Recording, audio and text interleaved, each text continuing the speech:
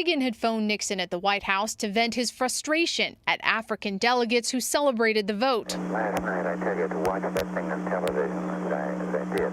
Yeah. To see those monkeys from those African countries. Damn them, they're still uncomfortable wearing shoes. After talking with Reagan, Nixon called Secretary of State William Rogers and adopted Reagan's racist language. He saw these, as he said, these cannibals on television last night, and he actually said they weren't even wearing shoes, and he says here the United States is going to submit its fate to that. Comments from his best friend, Bibi Rebozo. You know, that reaction on television proves how they ought to be still hanging from the trees by the tail. What's up, family? This is your man, not your boy, bringing you another gold nugget that you can either pick up or you can just kick it aside. I want to talk about what the rest of the world have called the African diplomats, those who belong to the parliament, the governmental bodies. Monkeys in suits.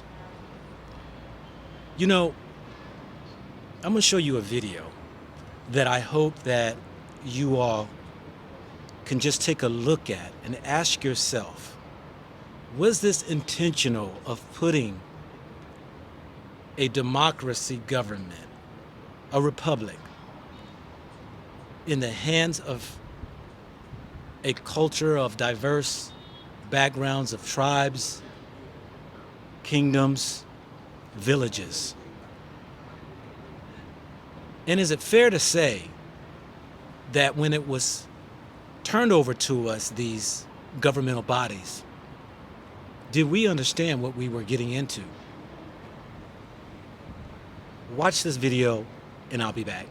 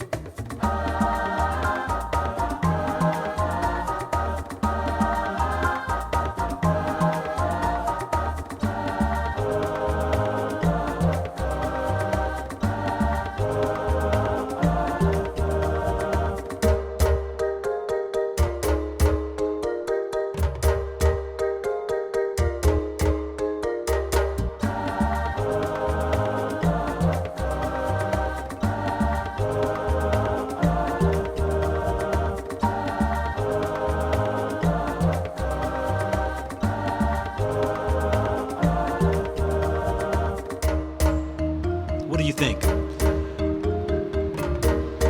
With all intents and purposes, this is not to browbeat, to belittle the African government. But what I will do is expose those things that are detrimental to us. You know, when we talk about exposing, there comes a time in life that where you should at least understand that what has been created to be a default, when things don't go the right way it's supposed to, it will take a person's behavior, their mindset, back to the way they were programmed. Let me simplify that. We all know about a computer that will be programmed. And when you begin to add all these different scenarios and situations in how you like things to be on your computer, sometimes the program will not be able to function properly because of the different things you expose it to. And when that happens, you find that you can easily go back and reset the default or how it was originally programmed. We took on the mindset of the European. We were programmed into believing that the system they laid before us was a system that was good for all. You see, we were told that a republic democracy would be the best beneficial for all. And we've only watched it only to divide a people. You know, political parties. Most African countries, because it is set upon so many of the cultures that it have, they have more than just two parties. They can go have 6, 7, 8, 9, 10. Because everybody wants to be heard, respected, treated right, and get their fair benefit out of how the government is pushing out the benefits to all. But what we saw in this video was idiocy. We saw the craziness. We saw the confusion. We saw when you place a system that's already filled of confusion and division, people will act and react based upon the way the system was already programmed. And when you see that the mindset of our people behave in these functions, you find that it becomes dysfunctional. And when they want to reset it is when the 4 years is up for an administration and people will go out and vote for a different party expecting something different, but don't realize that the system has already been laid out. That because of what was already initially programmed, very few can come and change what already has been created. This is why we have hopes of those coming in to create new change, but only are stuck to go back to the beginning of the reprogramming or the way it was programmed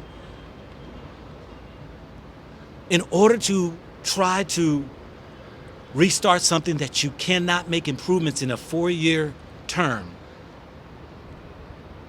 This diabolical attitude and behavior that you see, how these parliaments behave, still taking on the mindset of a European.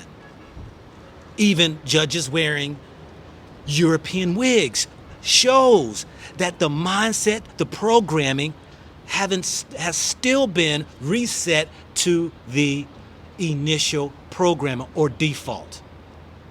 How in one African's right mind can you put on a European wig to make a judgment? In other words, you're putting on a hair, the DNA, the spiritual curses that they put on these wigs that they create over and make over in Europe, to put on the mindset of a European to make judgment for or against your people, shows you the crazy,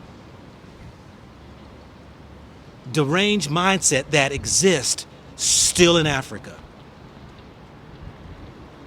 This also goes to those who are living in Western worlds, that we have bought into a mindset, a culture, a way of living, of thinking, that when we live in America, Canada, Europe, and these other places that have these no nonsense, or these places that are just filled of confusion, we follow along and believe that it is for us and we benefit from it. This is a crazy notion that many of us need to wake up and realize. Why are we following the same program that has been taught to us through our schools, through colleges, through your religions, and you expect a different result? When you handle your life situations, you typically will try to resolve them in the same mindset that your grandmothers and grandfathers and great-grandfathers and grandmothers would attack that situation. You would have the same result that they got This is why I say Africa is poor in the mind, because they're following the same colonized mentality which was taught them. You only teach them only enough to know what it is in this democracy government or system that we've created that will think for them, but never get them to think for themselves.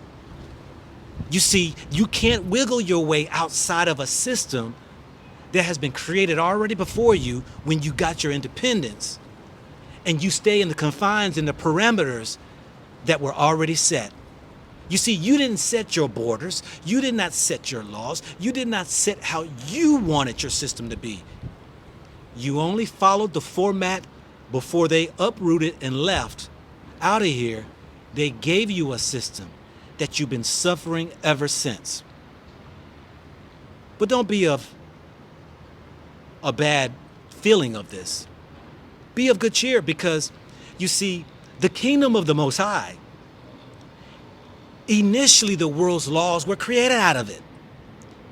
Whether you say the 12 juries or judges, or you say the laws that have created for man, all stem out of the universal law.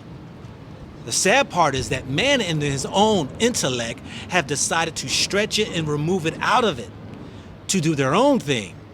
And now we find people suffering even more today because of the lawlessness, or man's law, that has been created, that only those who sit in these positions will benefit from sitting in these corrupt chairs.